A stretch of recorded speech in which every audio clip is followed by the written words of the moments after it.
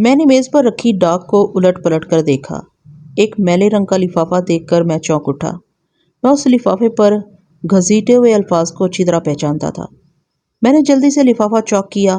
اندر سے چھوٹی کاپی کا ایک میلا سا صفحہ برآمد ہوا۔ ٹیڑے مٹیرے حروف میں لکھا تھا، دارا کی بھٹی نالے کے پرلی طرف چلی گئی ہے۔ جامنوں والے باغ میں جمعے کے روز تک گھڑے نکلنے والے ہیں۔ حالانکہ تحریر سے مفہوم واضح نہیں ہوتا تھا، لیکن میں اس کا مطلب اچھی طرح سمجھتا تھا۔ بتانے والے نے بتایا تھا کہ اجیت سنگھ نے شراب کی بھٹی ایک نئی جگہ پر جا کر چالو کر لی ہے، اور جمعے کے روز چھاپا مارنے سے مجرم رنگے ہاتھوں پکڑے جا سکتے تھے، کیونکہ اس روز گھڑے نکال کر شراب کشید کی جانے والی تھی۔ آج جمعے کا دن تھا۔ میں نے گھڑی کی طرف دیکھا، شام کے 4 بجنے والے تھے۔ میں نے فوراً ASI گوبندر سنگھ کو بلایا اور چھاپے کے لیے ہدایت دینے لگا۔ رات بہت تاریک اور سرد تھی۔ ہوا کے جھونکے دھان کے کھیتوں میں سرسراہٹ پیدا کر رہے تھے۔ یہ سرسراہٹ ہمارے لیے بہت مفید تھی۔ میرے ساتھ ASI گوبندر اور 3 سپاہی کھیتوں کے درمیان جھک کر چلتے ہوئے درختوں کے جھنڈ کے بالکل پاس پہنچ چکے تھے۔ میں نے نتنوں کو سکوڑا۔ لہن کی بو صاف اپنا پتہ دے رہی تھی۔ ہم تھوڑی دور اسی طرح جھکے ہوئے گئے۔ میں نے ہاتھ سے اشارہ کیا۔ ASI اور تینوں سپاہی درختوں کے ارد گرد پھیل گئے۔ میں نے پستول نکالا اور باقی سپاہیوں کو ساتھ لے کر تیزی سے درختوں کے درمیان خالی جگہ کی طرف لپکا۔ وہاں کا منظر ہماری توقع کے عین مطابق تھا۔ 4 آدمی شراب کشید کرنے میں مصروف تھے۔ ایک طرف ایک بٹی میں آگ جل رہی تھی، اس پر ایک بڑا سا برتن رکھا تھا۔ کچھ ٹین کے ڈبے اور خالی بوتلیں ادھر ادھر بکھری ہوئی تھیں۔ خبردار، میں نے گرجدار آواز میں کہا، کوئی اپنی جگہ سے حرکت نہ کرے۔ چاروں آدمیوں کی آنکھیں خوف سے پھٹی ہوئی تھیں۔ پھر ان میں سے ایک جو درختوں کے بالکل قریب تھا، اچانک بھاگ اٹھا۔ میرے پستول سے شعلہ نکلا، گولی اس کی پنڈلی پر لگی، لیکن وہ رکا نہیں۔ زمین پر لیٹ جاؤ، میں نے ہوا میں فائر کرتے ہوئے باقی تینوں افراد کو دھمکایا۔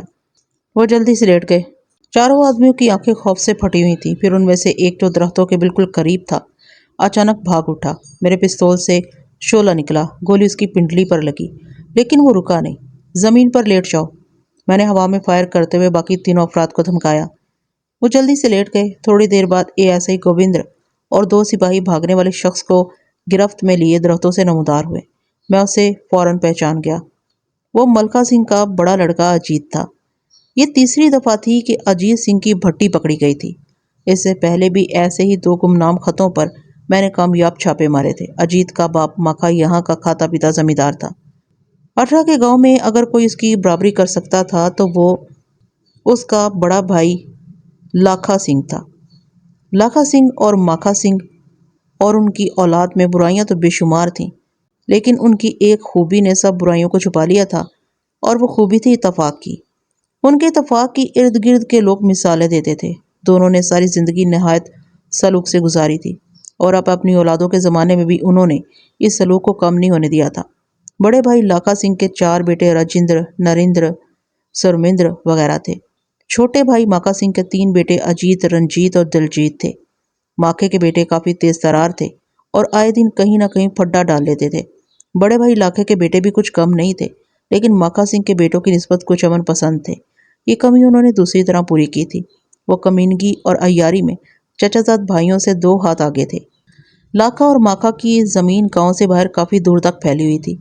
بظاہر یہ لوگ زمیندارا کرتے تھے، لیکن ماکھا کے بیٹے زمیندارے کے علاوہ غیر قانونی چکر بھی چلاتے رہتے تھے۔ جہاں تک میں نے مشاہدہ کیا تھا، لاکھا اور ماکھا کے کچھ اصول تھے۔ وہ ایک دوسرے کے عیبوں کو چھپاتے تھے۔ گھر اور باہر کے تمام فیصلے اکٹھے بیٹھ کر کرتے تھے۔ ایک دفعہ کوئی فیصلہ ہو جانے پر سب لوگ اس پر ڈٹ جاتے تھے۔ فیصلہ چاہے غلط ہوتا تھا، لیکن وہ اتنی مضبوطی سے اس پر قائم ہو جاتے تھے کہ اس پر صحیح کا گمان ہونے لگتا تھا۔ لگان کی ہیرا پھیری سے لے کر لڑکیوں کے اغوا تک، اور لڑکیوں کے اغوا سے لے کر ناجائز بچے ٹھکانے لگانے تک، ہر کام وہ کرتے تھے، لیکن اس طریقے سے کہ کسی کو انگلی اٹھانے کی جرات نہیں ہوتی تھی۔ ظاہر ہے ان کے ارد گرد ان کے مخالفین بھی ہوں گے، لیکن ان کی متفقہ طاقت سے خوف کھاتے ہوئے وہ سب خون کے گھونٹ پیے بیٹھے تھے۔ میرا خیال تھا یہ خطوں والا سلسلہ بھی ان کے کسی درپردہ دشمن کا چلایا ہوا تھا، لیکن کچھ بھی تھا، یہ شخص کام ٹھیک ٹھاک کر رہا تھا۔ ہاتھ پر جودھ پور قصبے کی مہر ہوتی تھی، جو امرتسر جانے والی سڑک پر کوئی 15 میل کے فاصلے پر تھا۔ دوسرے روز مخبر بلال شاہ تھانے آیا۔ اس نے آتے ساتھ ہی کہا، خان صاحب، آپ کی پیش گوئی ٹھیک نکلی۔ لاکھا اور ماکھا کے درمیان کچھ ان بن ہو ہی گئی ہے۔ میں نے اسے جھڑکا کہ اتنی اونچی آواز میں اطلاع دینے کی کیا ضرورت تھی۔ بلال شاہ تھا تو بڑے کام کا آدمی، لیکن اس میں دو خامیاں تھیں۔ ایک تو افسر کے ساتھ بے تکلف ہو جاتا تھا، دوسرے تھانے میں آتے ہی بغیر سوچے سمجھے اونچی آواز میں بولنا شروع کر دیتا تھا۔ پچھلے 1 مہینے سے وہ لگاتار یہ کہہ رہا تھا کہ ہمارے چھاپوں کا لاکھا اور ماکھا کے تعلقات پر کوئی اثر نہیں پڑے گا۔ اس کا کہنا تھا کہ میں 40 سال سے ان لوگوں کے درمیان رہ رہا ہوں، ان لوگوں کے تعلقات آپس میں خراب ہو ہی نہیں سکتے، جبکہ میرا خیال تھا کہ ان کے تعلقات پر ان واقعات کا ضرور اثر پڑے گا۔ میرے خیال کی بنیادی وجہ یہی تھی کہ یہ لوگ ہر کام اتفاق رائے سے کرتے تھے۔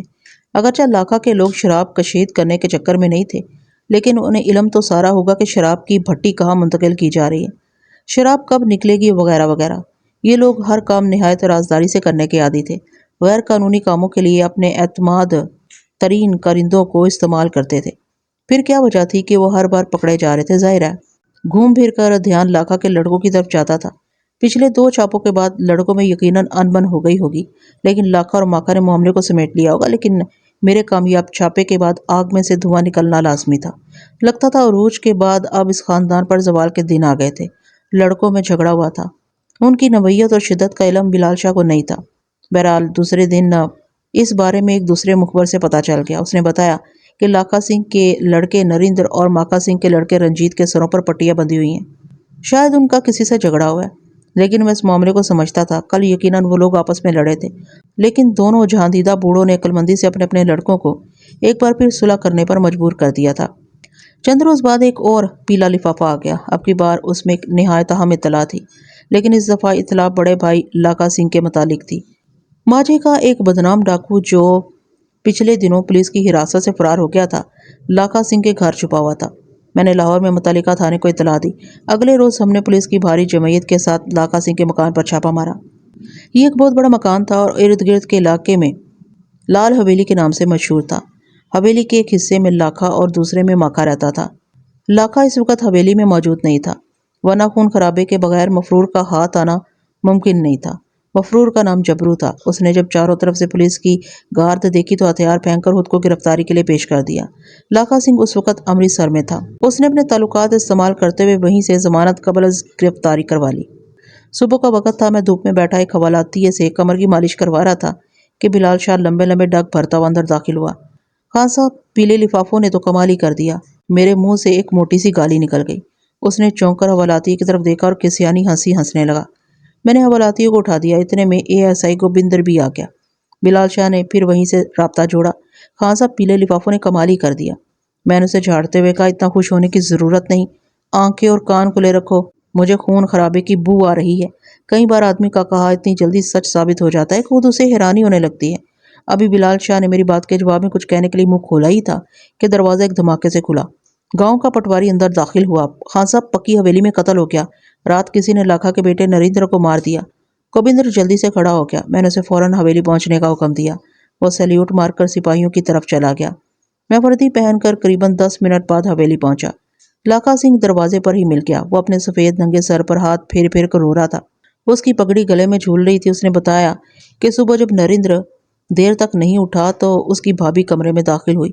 وہ چارپائی سے نیچے گرا پڑا تھا۔ کسی نے تیز دھار چھری سے اس کا گلا کاٹ دیا تھا۔ وہ پھر رونے لگا۔ میں موقع واردات پر پہنچا۔ کمرے میں جدوجہد کے آثار نہیں تھے۔ مقتول شاید تڑپنے کی وجہ سے نیچے گر گیا تھا۔ میں نے لاش کے قریب جا کر زخم کا معائنہ کیا۔ گھاؤ زیادہ گہرا نہیں تھا، لیکن نرخرا کٹ چکا تھا۔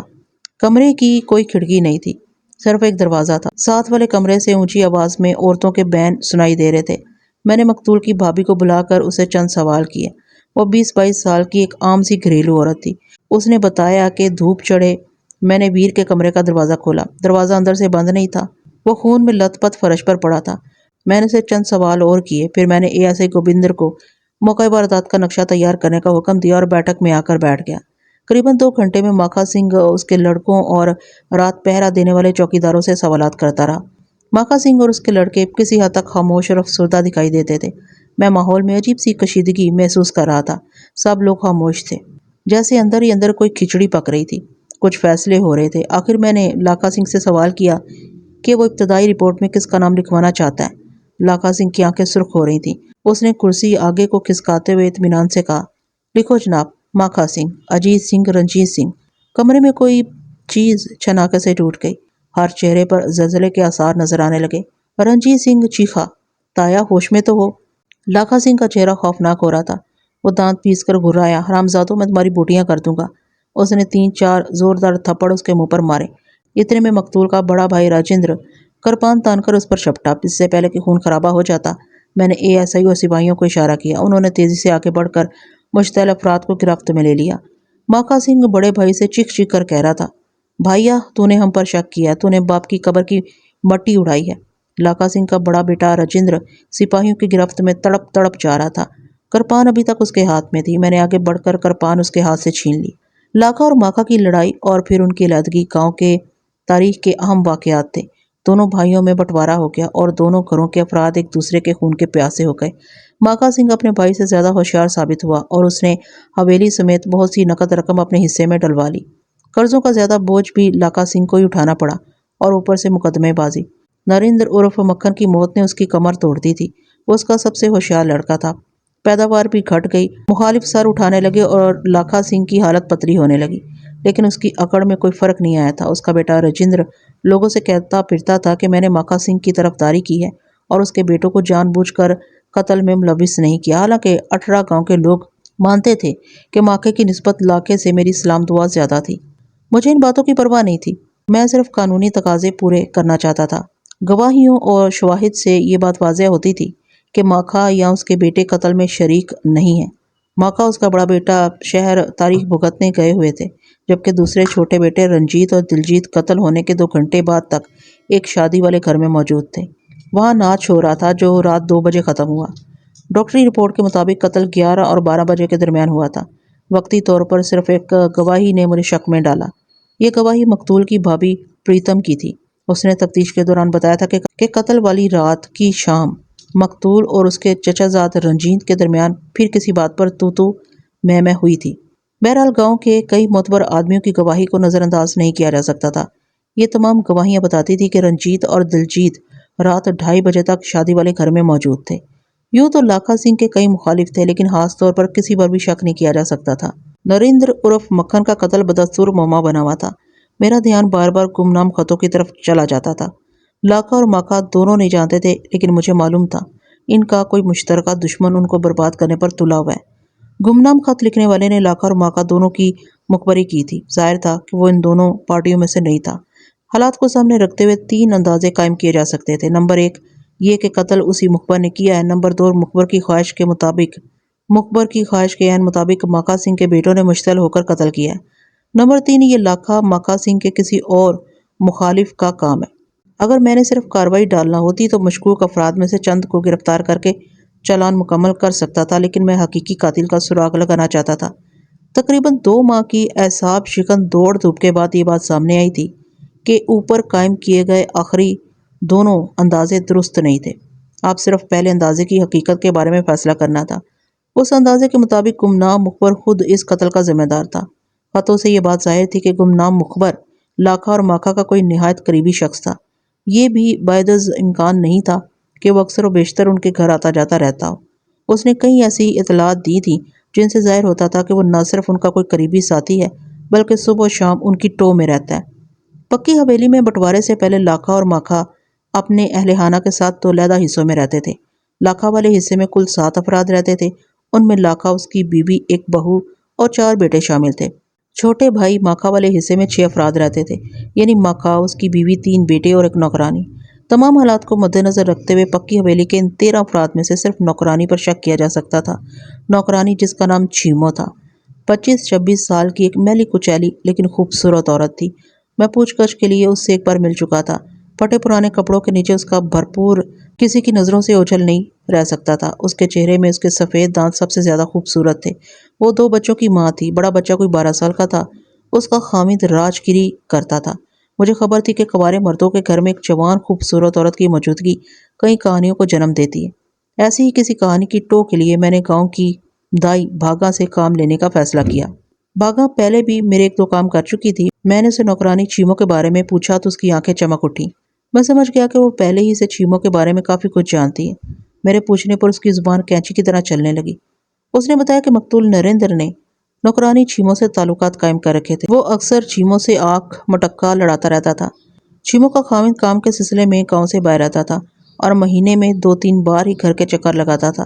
یہ معلومات میرے لیے نہایت سودمند تھی۔ آگے بڑھنے کی ایک راہ پیدا ہو گئی تھی۔ دائی بھاگا نے واقعہ اپنے انداز میں بیان کیا تھا، لیکن اس کے کئی پہلو ہو سکتے تھے۔ یہ بھی ممکن تھا کہ نریندر کی دست درازیوں کا شکار ہونے والی 2 بچوں کی ماں چیمو نے انتقام لینے کا فیصلہ کیا ہو۔ اس نے موقع پا کر اپنی عزت کے قاتل کو ختم کر دیا ہو۔ دیکھا گیا ہے کہ باحثیت گھرانوں کے ملازمین اپنے پر ہونے والی زیادتیوں کو بعض اوقات ایک سرد انتقامی جذبے کی صورت دے دیتے ہیں اور موقع ملتے ہی گھر کا بھیدی لنکا ڈھا دیتا ہے۔ ہو سکتا ہے یہ بھی کوئی اسی قسم کا معاملہ ہو۔ میں نے اگلے روز پھر نوکرانی چیمو سے پوچھ گچھ کرنے کا فیصلہ کیا۔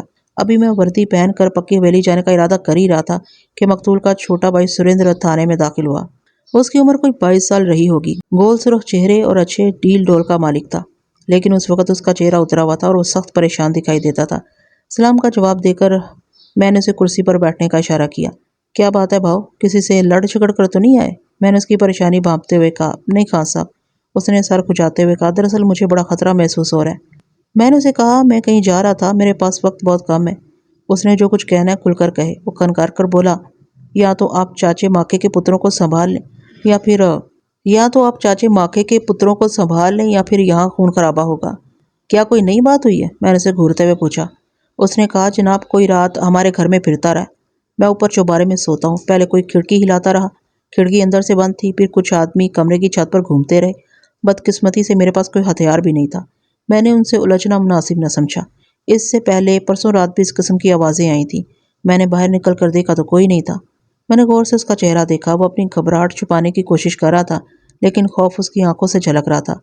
میں نے اسے ذرا سخت لہجے میں کہا، جوان ہو، کوئی چوہے تو نہیں ہو، اتنا گھبرا کیوں رہے ہو؟ حوصلہ رکھو۔ تھوڑی دیر بیٹھنے کے بعد وہ چلا گیا۔ اس کے جانے کے بعد میں نے حویلی کا رخ کیا۔ ماکا سنگھ گھر پر ہی تھا۔ میں نے اس کے ذریعے چیمو کو بلوایا۔ خاص طور سے بلوائے جانے پر وہ بڑی خوفزدہ دکھائی دیتی تھی۔ پہلی ملاقات میں اس نے مجھے بتایا تھا کہ وہ قتل کی رات حویلی ہی میں تھی۔ کام زیادہ ہونے پر وہ حویلی ہی میں سو رہتی تھی۔ اس کے بچوں کو اس کی ساس اور نندیں سنبھالتی تھیں۔ اس دفعہ میں نے اسے نریندر کے حوالے سے کچھ سوال کیے۔ وہ کافی خوفزدہ دکھائی دیتی تھی۔ حسب توقع اس نے کہا کہ وہ اسے ویر سمجھتی تھی، لیکن میں نے یہ سوال نہیں کیا کہ وہ اسے کیا سمجھتا تھا۔ اس سوال کا جواب اس کی جھکی ہوئی آنکھیں اور کانپتے ہوئے ہونٹ دے رہے تھے۔ کوشش کے باوجود 52 گھنٹہ کی گفتگو میں سے کوئی کام کی بات معلوم نہ ہو سکی۔ اس کے بعد میں سیدھا لاکھا سنگھ کے مکان پر گیا۔ یہ مکان اس نے نیا بنوایا تھا۔ یہ بھی ایک کافی بڑا مکان تھا۔ اس کی 2 منزلیں تھیں اور وقت کے مطابق اس کو نئے فیشن کا مکان کہا جا سکتا تھا۔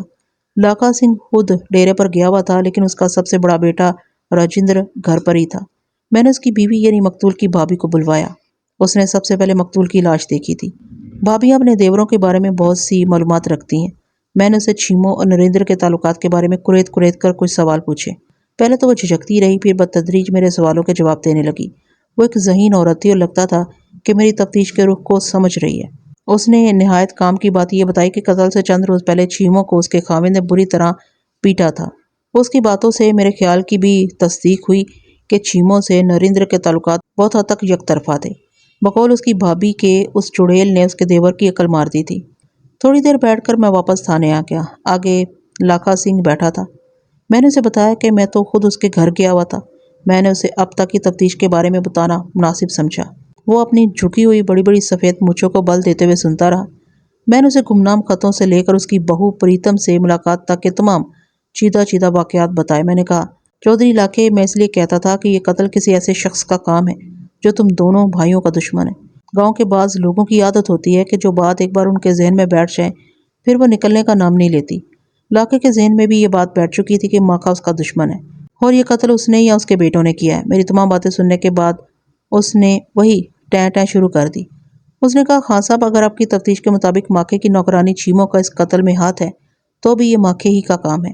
اصل کھیل اسی کا ہے، اسی نے کھیلا ہے اور میں کوئی اور بات مان ہی نہیں سکتا۔ میں نے ہٹ دھرمی کے اس پتھر سے اور سر پھوڑنے کا ارادہ ترک کر دیا اور خشک لہجے میں پوچھا، وہ کس کام کے لیے تھانے آیا ہے؟ اس نے پھر وہی بات دہرانی شروع کی جو صبح اس کا بیٹا کر گیا تھا۔ لاکھے کا کہنا تھا کہ اس کا بیٹا بہت بھپرا ہوا ہے، کوئی خون خرابہ ہو جائے گا، بہتر ہے کہ گھر کے باہر 1-2 سپاہی لگا دیے جائیں۔ صبح میں اس کے بیٹے کا بھپرا پن اچھی طرح دیکھ چکا تھا۔ موت کے خوف سے بیچارے کی صورت بگڑی ہوئی تھی۔ بہرحال میں نے رات کے وقت 2 سپاہی بھیجنے کا وعدہ کر لیا۔ نوکرانی چیمو مشکوک ہو چکی تھی اور میں اپنے مخبروں بلال شاہ اور دائی بھاگا کے ذریعے اس کے بارے میں تیزی سے معلومات حاصل کر رہا تھا۔ لیکن سوچنے کی بات تھی کہ جیسا کہ یہ ثابت ہو گیا تھا کہ قتل صرف ایک آدمی کا کام ہے، تو کیا چیمو اکیلی یہ کام کر سکتی تھی؟ لیکن دوسرے دن ایک ایسا واقعہ ہوا جس نے حالات کا رخ ایک بار پھر موڑ دیا۔ لاکا سنگھ کے نئے مکان میں اس کا دوسرا بیٹا سریندر قتل ہو گیا۔ اس قتل سے پورے علاقے میں سراسیمگی پھیل گئی۔ سریندر سنگھ اپنے مکان کی دوسری منزل میں بند کمرے میں سویا ہوا تھا۔ مکان کے باہر 2 پولیس والے پہرا دے رہے تھے، لیکن قاتل اپنا کام کر گیا۔ جس کمرے میں قتل ہوا اس کی 2 کھڑکیاں تھیں۔ اس کے علاوہ لکڑی کے موٹے تختوں کا انگریزی دروازہ تھا جو اندر سے 2 چٹکنیاں لگا کر بند کیا گیا تھا۔ ایک کھڑکی دروازے کے ساتھ ہی وہ بھی اندر سے بند تھی۔ دوسری کھڑکی کمرے کے پچھواڑے میں تھی۔ یہ کھڑکی زمین سے کوئی 20 فیٹ بلند تھی۔ ٹین کا پرنالہ کھڑکی کے پاس سے گزرتا تھا۔ کسی آدمی کا اس پرنالے کے ذریعے اوپر چڑھنا جان جوکھوں کا کام تھا، لیکن قاتل نے یہ کام کر دکھایا تھا اور اس کھڑکی سے کمرے کے اندر کود کر سریندر کو ٹھکانے لگا دیا تھا۔ لاش کم و بیش اسی انداز میں پڑی تھی جیسے پہلی واردات کے موقع پر تھی۔ مقتول کی آنکھیں خوف سے پٹی ہوئی تھیں، کیس کھلے تھے اور گلا کسی تیز دھار آلے سے کٹا ہوا تھا۔ پہلی نظر میں ہی میں نے محسوس کر لیا کہ نریندر اور سریندر کا قاتل ایک ہی ہے۔ قتل کی پہلی واردات نسبتاً آسان تھی، لیکن دوسری واردات میں قاتل نہ صرف یہ کہ پولیس کے مسلح آدمیوں کو چکر دے کر گھر میں داخل ہوا تھا، بلکہ ایک نہایت مشکل راستے سے مقتول کے کمرے میں پہنچ گیا تھا۔ ظاہر تھا یہ کسی عورت کا کام نہیں۔ قتل کے فوراً بعد میں نے ماکا اور اس کے بیٹوں کو گرفتار کر لیا تھا۔ خون خرابے سے بچنے کے لیے یہ نہایت ضروری تھا۔ ایک ماہ کے اندر اندر ایک ہی گھر کا یہ دوسرا فرد قتل ہو گیا تھا اور قاتل کا کوئی پتہ نہیں تھا۔ میں اپنے کندھوں پر زبردست بوجھ محسوس کر رہا تھا۔ میرا عملہ چاروں طرف بھاگ دوڑ میں مصروف تھا۔ میں اپنی تمام تر ذہنی صلاحیت قاتل تک پہنچنے کے لیے صرف کر رہا تھا۔ یہ کام ڈگر سے ہٹا ہوا کیس تھا اور اس کے لیے مجھے قدرے مختلف انداز سے سوچنا پڑ رہا تھا۔ اس وقت میں تھانے میں مقتولین کے باپ چودھری ماکا سے گفتگو کر رہا تھا کہ اے ایس آئی گوبندر کچھ کاغذات لیے اندر داخل ہوا۔ میں اس کے ہاتھ سے کاغذ لے کر دیکھنے لگا۔ اس پر گاؤں اور ارد گرد کے قریب 30 افراد کی تحریروں کے نمونے تھے۔ یہی وہ افراد تھے جو اس سارے علاقے میں کچھ لفظ لکھ سکتے تھے۔ ان میں سے کوئی تحریر بھی گمنام خطوں کی تحریر سے میل نہیں کھاتی تھی۔ آخر وہ کون شخص تھا جو گمنام خط لکھتا تھا؟ کون تھا وہ؟ اتنے میں دور سے بلال شاہ کی آواز سنائی دی۔ وہ حسب معمول بلند آواز میں بولتا ہوا اس طرف آ رہا تھا۔ اس وقت وہ لاکا سنگھ کی شان میں قصیدے کہہ رہا تھا اور لاکا سنگھ میرے پاس بیٹھا تھا۔ وہ کہہ رہا تھا، تجھے خدا سمجھے چودھری، سارے تھانے کی نیندیں حرام کر دی تو نے اور تیرے پتروں نے۔ جمے کوئی اور بھگتے کوئی، ٹانگیں ٹوٹ گئی میری تو۔ کمرے میں پہنچ کر اس نے لاکا سنگھ کو میرے پاس بیٹھے دیکھا تو وہ ایک لمحے کے لیے ٹھٹکا۔ بات بدلنا بلال شاہ کے بائیں ہاتھ کا کھیل تھا۔ بغیر رکے بولتا چلا گیا، خدا غارت کرے، ایسے پتروں کو اور ایسے پتر جمنے والے باپ کو میرے بس میں ہوتا تو ایک رات میں پھائے لگا دیتا ان چاروں باپ بیٹوں کو۔ لاکے کی باتیں اس نے کمال صفائی سے ماکھے کے کھاتے میں ڈال دی تھی۔ مجھے یقین ہے کہ اس نے لاکے کا نام لے کر بھی اسے کوسا ہوتا تو بھی کوئی بات بنا لیتا۔ خیر، میں نے اسے گھور کر دیکھا اور کہا کہ کام کی بات کرو، جس کام کے لیے تمہیں بھیجا تھا اس کا کیا بنا؟ اس نے پہلے ایک بار پھر اپنی ٹانگوں کا رونا رویا، پھر بتایا کہ ساری بھاگ دوڑ بیکار گئی۔ بلّا تو 3-4 دن سے گاؤں ہی میں موجود تھا۔ میں نے دراصل اسے چیموں کے خاوند بلے کی کھوج میں امرتسر بھیجا تھا۔ وہاں اس کے ٹھکانے سے بلال شاہ کو یہ پتہ چلا تھا کہ بلّا تو گاؤں گیا ہوا ہے۔ اس کا مطلب تھا کہ قتل کی رات بلّا گاؤں ہی میں موجود تھا۔ یہ بات اسے اور بھی مشکوک کرتی تھی۔ میں نے اس رخ پر سوچنا شروع کر دیا۔ بیوی کے چال چلن پر بلے کو شبہ تھا۔ اس نے بیوی کو مارا بھی تھا۔ یہ سلسلہ کافی دیر سے چل رہا تھا، لیکن بلّا کچھ نہیں کر سکتا تھا۔ آخر اس نے درپردہ انتقام کا راستہ اختیار کیا اور اپنے خطوں کے ذریعے پہلے دونوں خاندانوں میں پھوٹ ڈلوائی، پھر لاکا سنگھ کے بیٹوں کو قتل کر دیا۔ لیکن پکی حویلی کے اندر کی باتیں اسے کیسے معلوم ہوئیں؟ ہاں، یہ ہو سکتا تھا کہ یہ دونوں میاں بیوی کا مشترکہ منصوبہ ہو۔ خطوں کا مسئلہ بھی حل ہو جاتا تھا۔ بلّا چونکہ کام کے سلسلے میں گاؤں سے باہر رہتا تھا، اس لیے خط لکھ کر یا کسی سے لکھوا کر ڈاک سے بھیجتا رہتا تھا۔ میں اپنے خیالوں میں کھویا ہوا تھا۔ چودھری لاکا اور بلال شاہ سامنے کرسیوں پر گمسم بیٹھے تھے۔ میں نے چونک کر ان کی طرف دیکھا۔ اس کیس نے مجھے اچھا خاصا پریشان کر دیا تھا۔ لاکے نے مجھے اپنی طرف متوجہ پا کر کہا، ہاں صاحب، مجھے اب اس مکان کے در و دیوار سے وحشت ہونے لگی ہے۔ میری بیوی بھی بہت خوفزدہ رہتی ہے۔ میں چاہتا ہوں کہ آپ مکان کے گرد پولیس کی نفری میں اضافہ کر دیں۔ اوپر تلے 2 جوان بیٹوں کی موت نے اس کا پہلے والا دم خم چھین لیا تھا۔ اس کی مالی حالت بھی دن بدن خراب ہو رہی تھی۔ میں نے کہا، چودھری، 6 مسلح آدمی تیرے گھر پر دن رات پہرا دے رہے ہیں۔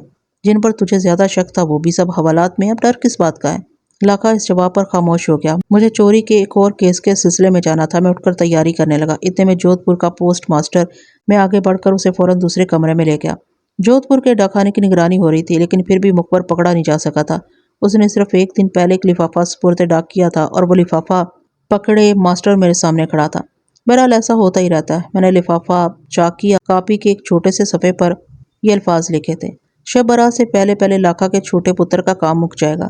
ان ٹیرے مٹیرے حروف میں ایک خوفناک دھمکی پوشیدہ تھی۔ ان دنوں دیہی علاقوں میں ایسے ڈاکو کی کہانی بکثرت گردش کرتی رہتی تھی جو کہ ڈاکہ ڈالنے سے پہلے اس کی اطلاع دیتے تھے۔ یہ شخص بھی کسی ایسی ہی کہانی سے متاثر نظر آتا تھا۔ میں سمجھتا تھا کہ اس شخص نے یہ خط لکھ کر لاکھا سنگھ کے گھر والوں کو مزید خوفزدہ کرنے کی کوشش کی ہے۔ میں لاکھے کو خط کے بارے میں بتا کر خط بھیجنے والے کا مقصد پورا کرنا نہیں چاہتا تھا۔ پوسٹ ماسٹر کو رخصت کر کے میں واپس کمرے میں آ گیا۔ تھوڑی دیر میں لاکھے سے ادھر ادھر کی باتیں کرتا رہا۔ پھر میں نے کہا کہ اگر وہ ضروری سمجھتا ہے تو میں اس کے گھر کی حفاظت کے لیے کچھ اور آدمی بھیج دیتا ہوں۔ وہ میرے اس وعدے سے مطمئن نظر آنے لگا۔ شام کے وقت میں نے ASI گوبندر کے ساتھ 4-5 مسلح سپاہی اور بھیج دیے۔ میں نے گوبندر کو پوری طرح چوکس رہنے کی تاکید کی۔ اس کے بعد میں نے پہلا کام یہ کیا کہ چیموں کے خامد بلے کو گرفتار کر لیا۔ وہ 28-29 سال کا ایک دبلا پتلا شخص تھا۔ اس کے بال اور آنکھیں بھوری تھیں۔ اس کی لمبی لمبی نوکدار مونچھیں دیکھ کر مجھے خواہ طیش آ رہا تھا۔ میں نے پہلے تو اسے نرمی سے پوچھ گچھ کی لیکن وہ ہر بات سے انکار کرتا رہا۔ وقت کم تھا اور مجھے فوری معلومات درکار تھی۔ میں نے سپاہیوں کو اس کی مرمت کرنے کا حکم دیا۔ 2 گھنٹے تک 3rd ڈگری کے استعمال کے باوجود اس سے کوئی بات معلوم نہیں ہو سکی تو میں نے مار پیٹ کا سلسلہ منقطع کروا دیا۔ لاکھا کے گھر وہ رات تو بخیریت گزر گئی۔ شب رات میں ابھی ایک دن باقی تھا۔ اگلے دن شام کے بعد میں نے خود لاکھے کے مکان کے گرد حفاظتی انتظامات کا جائزہ لیا۔ انتظامات ہر طرح سے مکمل تھے۔ اگر قاتل کوئی جن بھوت نہیں تھا تو حفاظتی گات کو چکما دے کر گھر کے اندر داخل نہیں ہو سکتا تھا۔ اس وقت رات کے 12 بجے تھے۔ میں تھانے میں تھا اور بلے سے پوچھ گچھ کر رہا تھا۔ تھوڑی دیر بعد میں اپنے دفتر میں چلا گیا۔ کمرے کی اکبی کھڑکی کھلی تھی۔ یہاں سے دور تک پھیلے ہوئے کھیتوں کا سلسلہ صاف نظر آ رہا تھا۔ چاندنی بڑی خاموشی سے گاؤں کے مکانوں اور کھیتوں پر برس رہی تھی۔ میں کھڑکی کے قریب کھڑا ہو گیا۔ رات کے پچھلے پہر میرے اندر کا تھانے دار اونگنے لگا تھا۔ اس وقت میں ایک عام آدمی کی طرح سوچ رہا تھا۔ میں نے سوچا اس گاؤں سے نہ جانے کتنی حسین دوشیزائیں اپنے محبوبوں سے ملنے کے لیے ان کھیتوں تک آئی ہوں گی۔ کتنے شوق فکرے اور شرمیلی سرگوشیاں ان کھیتوں میں بکھری ہوں گی۔ انہی کھیتوں میں چور چھپے ہوں گے، ڈاکو نے لوٹ کا مال دبایا ہوگا، قتل ہوئے ہوں گے، قبریں بنی ہوں گی۔ کتنی بے چین روحیں اب بھی یہاں بھٹک رہی ہوں گی۔ اچانک ایسے ہی گوبندر بھاگتا ہوا کمرے میں داخل ہوا۔ اس کے چہرے پر ہوائیاں اڑ رہی تھیں۔ لاکھا کے مکان پر پھر قتل ہو گیا تھا۔ گوبندر نے بتایا کہ تھوڑی دیر پہلے اندر سے گولی چلنے کی آواز آئی۔ ہم بھاگتے ہوئے وہاں پہنچے لیکن قاتل اپنا کام کر چکا تھا۔ میں اسی وقت موقع واردات پر پہنچا۔ ایک برآمدے میں 2 بھینسوں کے پاس ایک چارپائی پر راجندر کی لاش پڑی تھی۔ اس کی گردن سے خون ٹپک ٹپک کر زمین پر تالاب کی صورت میں جم چکا تھا۔ مقتول کے دائیں ہاتھ کی 3 انگلیاں بھی کٹی ہوئی تھیں۔ اس دفعہ قاتل آسانی سے اپنا کام نہیں کر سکا تھا۔ ارد گرد کے جائزے سے پتہ چلتا تھا کہ وہاں کچھ دھینگا مشتی بھی ہوئی ہے۔ چارپائی کے پاس پانی کا ایک گھڑا ٹوٹا پڑا تھا اور لحاف بھی فرش پر گرا ہوا تھا۔ یوں لگتا تھا جیسے قاتل نے حسب سابق چھری سے حملہ کرنے کی کوشش کی تھی لیکن مقتول جاگ گیا تھا اور اس نے مزاحمت کی تھی۔ بعد میں قاتل نے اس کے سرہانے رکھی ہوئی بندوق پر قبضہ کر لیا تھا۔ اس کی چلائی ہوئی پہلی گولی تو چھت پھاڑتی ہوئی گزر گئی تھی لیکن دوسری گولی نے مقتول کا کام تمام کر دیا تھا۔ یہ گولی اس کی تھوڑی میں داخل ہو کر سر کے پچھلے حصے سے نکل گئی تھی۔ گھر والوں کے پہنچنے تک قاتل فرار ہو چکا تھا۔ مقتول کی بندوق بھینسوں کی کھلی سے برآمد ہوئی تھی۔ یہ بھینسوں کی خوراک میں لتھڑی ہوئی تھی اور اس کے رستے پر انگلیوں کے نشان پائے جانے کا کوئی امکان نہیں تھا۔ میں نے گاؤں کے کھوجی کو بلوایا لیکن اس دفعہ بھی وہ کوئی اہم نکتہ اٹھانے میں ناکام رہا۔ گھر کی عورتیں بلند آواز میں بین کر رہی تھیں اور ان آوازوں کی شدت میں ہر لہجہ اضافہ ہو رہا تھا۔ میری طبیعت سخت مکدر ہو گئی۔ میں ایسے گوبندر کو ضروری احکامات دے کر تھانے لوٹ آیا۔ اس رات میں بالکل نہیں سو سکا۔ کبھی میرا دل چاہتا تھا کہ اس کیس کے تمام مشکوک کرداروں کو پکڑ کر تھانے میں لے آؤں اور ان پر اس وقت تک سختی کروں جب تک قاتل کا پتہ نہ چل جائے۔ حالات بہت بگڑ گئے تھے اور کسی بھی وقت اعلیٰ افسروں کی طرف سے طلبی ہو سکتی تھی۔ چیموں کا خامد بلہ ابھی تک بند تھا۔ سپہر کے وقت اس کی بیوی اپنے دونوں بچوں کے ساتھ روتی ہوئی تھانے آ گئی۔ اس نے میرے پاؤں پکڑ لی اور بچوں کا واسطہ دے دے کر کہنے لگی کہ میں اس کے خامد کو چھوڑ دوں۔ بلے کو پکڑے رکھنے کا اب کوئی جواز بھی نہیں تھا۔ غریب آدمی کو پانی پینے کے لیے ہر روز کنواں کھودنا پڑتا ہے۔ اگر وہ چند دن اور حوالات میں رہتا تو بچے بھوکوں مرنے لگتے۔ میں نے اسے چھوڑنے کا فیصلہ کر لیا لیکن اچانک میں چونک گیا۔ بڑا لڑکا جس کی عمر کوئی 12-13 سال تھی ہاتھ میں کتابیں پکڑے ہوئے تھا۔ شاید اس کی ماں اسکول سے سیدھا اسے یہاں لے آئی تھی۔ کتابوں کے اوپر ہاکی کاغذ کے کور چڑھے ہوئے تھے اور ان پر سیاہ روشنائی سے نام وغیرہ لکھا تھا۔ گلزار احمد جماعت ششم۔ گلزار کے گاف پر میری نظر اٹک کر رہ گئی۔ گاف کے دونوں ڈنڈے سیدھے نہیں تھے بلکہ مخصوص انداز میں لہرا کر لکھا گیا تھا۔ ایسا گاف میں نے کہاں دیکھا تھا اور پھر جیسے مجھے کرنٹ سے لگا۔ اس طرح کا حرف گمنام خطوں میں تھا۔ میں نے میز کی دراز سے وہ تمام خط نکال لیے۔ پھر میں نے لڑکے سے اس کی کاپیاں لیں اور تحریر کا موازنہ کرنے لگا۔ شک کی کوئی گنجائش نہیں تھی۔ کاپیوں اور خطوط کی تحریر یکساں تھی۔ میں نے گھور کر لڑکے کی طرف دیکھا۔ اس کے چہرے پر کوئی تاثر نہیں تھا۔ میں نے اسے بازو سے پکڑ کر اپنے پاس کیا اور خط اس کے سامنے کرتے ہوئے بولا، یہ خط تم نے لکھے ہیں؟ لڑکا خاموش رہا۔ میں نے اپنا سوال دہرایا لیکن وہ خاموش رہا۔ میرا زوردار تھپڑ کھا کر وہ اونچی آواز میں رونے لگا۔ میں نے اسے چپ کرایا، جیب سے ایک دھیلا نکال کر دیا اور پھر قدرے نرمی سے پوچھا۔ اس بار اس نے ایک حیرت انگیز انکشاف کیا۔ پہلے تو مجھے اپنے کانوں پر یقین نہیں آیا، لیکن وہ جھوٹ نہیں بول رہا تھا۔ یہ تمام خطوط اس سے لاکھے کی بہو پریتم نے لکھوائے تھے۔ لڑکا پکی حویلی میں اپنی مالکن کے پاس آتا جاتا رہتا تھا۔ پریتم موقع ملنے پر اسے چند لائنیں لکھوا لیتی تھی۔ کچھ خط وہ اپنے مائکے کے لیے لکھواتی تھی اور کچھ اسی گاؤں کے لیے۔ گلزار روزانہ بس پر 14 میل کا سفر کر کے جودھ پور قصبے میں پڑھنے جاتا تھا۔ وہی ان خطوں کو لیٹر باکس میں ڈال دیا کرتا تھا۔ مجھے ایک ایک کر کے پچھلے واقعات یاد آنے لگے کہ کس طرح لاکھے کی بہو نے 2 موقعوں پر میری تفتیش کو غلط رخ پر ڈالنے کی کوشش کی تھی۔ اس دفعہ اس نے رنجیت کو ملوث کرنے کی کوشش کی تھی اور دوسری دفعہ چھیموں اور اس کے خامد کی لڑائی کا ذکر کر کے میرے شکوک کو پختہ کیا تھا۔ لیکن وہ شکل و صورت سے تو ایسی عورت نظر نہیں آتی تھی۔ کیا وہ اپنے ہاتھوں سے اپنے خامد کو قتل کر سکتی تھی؟ کیا اس نے اکیلے 3 مردوں کو قتل کیا تھا؟ اگر اس کے ساتھ کوئی اور بھی تھا تو کون تھا؟ مجھے بہت سے سوالوں کے جواب چاہیے تھے۔ میں نے ASI گوبندر کو حکم دیا کہ وہ بلے اور اس کے بچوں کو تھانے میں رکھے۔ میں نے چھیموں سے پریتم کے میکے کا پتہ دریافت کیا اور گھوڑے پر کاٹھی ڈال کر روانہ ہو گیا۔ میرے ساتھ صرف بلال شاہ تھا۔ 4-5 گھنٹے کے سفر کے بعد تقریباً 6 بجے ہم سرا والی گاؤں پہنچے۔ اس گاؤں میں ہمارا ایک مخبر موجود تھا۔ میں سیدھا اس کے پاس گیا اور اپنا مدعا بیان کیا۔ میں لاکھا کی بہو کے بارے میں معلومات چاہتا تھا۔ مخبر، جس کا نام بوٹا تھا، اس بارے میں زیادہ کچھ نہیں جانتا تھا۔ وہ گاؤں کے ایک اور شخص کو لے آیا۔ یہ گاؤں کا نائی تھا اور بڑا تیز ترار آدمی دکھائی دیتا تھا۔ اس نے 1 گھنٹے میں پریتم کی زندگی کی پوری کتاب میرے سامنے کھول دی۔ اس کی باتوں سے پتہ چلا کہ پریتم گاؤں کے چودھری کی اکلوتی اولاد ہے۔ پریتم کو جنم دے کر اس کی ماں مر گئی۔ چودھری نے اسے بڑے لاڈ پیار سے پالا۔ بیجا محبت نے اسے بگاڑ دیا۔ وہ بہت خودسر اور زبان دراز ہو گئی۔ 13-14 سال کی عمر میں اس نے اپنی شرارتوں سے گاؤں بھر کا ناک میں دم کر دیا۔ وہ راہ چلتوں کی پگڑی کھینچ لیتی، گلی میں سوئے ہوئے لوگوں کی چارپائیاں الٹ دیتی۔ وہ کوٹھے پھلانگتی ہوئی گھروں میں گھس جاتی، لوگوں کے دودھ پی جاتی اور ان میں کیچڑ گھول دیتی۔ گاؤں کی ایک بھاری بھرکم عورت سردارہ تندور والی سے اسے خاص ویر تھا۔ اسے جہاں دیکھتی دھکا دے کر زمین پر گرا دیتی۔ اپنے بھاری بھرکم جسم کی وجہ سے سردارہ کو اٹھنے میں کئی منٹ لگ جاتے۔ اس عرصے میں وہ اس کے پاس کھڑی کہے لگاتی رہتی۔ کسی کو جرأت نہیں تھی کہ کسی بات پر اسے ٹوکتا۔ سب ہنس کر یا رو کر چپ رہتے۔ اس کے سب کھیل لڑکوں جیسے تھے۔ گلی ڈنڈا کھیلنا، کولیاں کھیلنا، لڑکیوں اور بعض اوقات لڑکوں سے زور آزمائی کرنا، چوری اس کا محبوب مشغلہ تھا۔ وہ باغ میں گھس جاتی اور پھل کا ستیہ ناش کر دیتی۔ اونچے اونچے درختوں پر وہ ہرنی کی طرح چڑھ جاتی تھی۔ چوری کی عادت اس میں اتنی پختہ ہو گئی تھی۔ ایک بار اس نے چوروں کی مانند باقاعدہ ڈھاٹا باندھ کر گاؤں کے گھر سے زیورات چرا لیے۔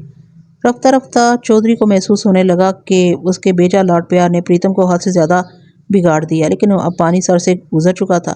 وہ اگر اسے کسی بات پر ٹوکتا تو وہ مشتعل ہو جاتی اور اگلے دن کوئی اس سے بھی بڑا کارنامہ انجام دیتی۔ لیکن پھر ایسا ہوا کہ پریتم کی زندگی میں گاؤں کا ایک خوبرو جوان آ گیا۔ کچھ ایسے اتفاقات ہوئے کہ وہ اسے محبت کرنے لگی۔ یہ نوجوان، جس کا نام نعمت علی تھا، اسی سردارہ کا لڑکا تھا جسے پریتم تنگ کیا کرتی تھی۔